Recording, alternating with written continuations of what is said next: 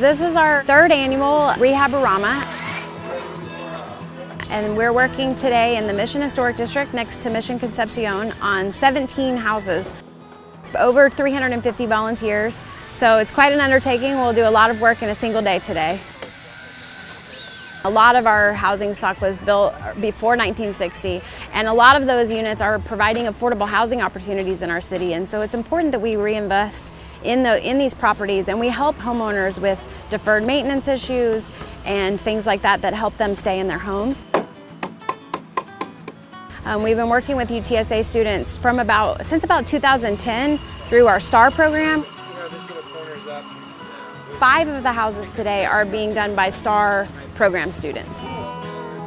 They're learning about a different part of town, they're learning stories from the homeowners, and it's helping create that commitment and that embeddedness in our community.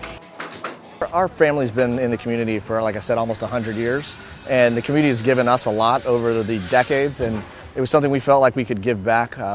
We really believe in the art of construction and really high-end construction, and we believe in preserving a lot of the historical buildings in town, and so this is kind of a smaller way to do that.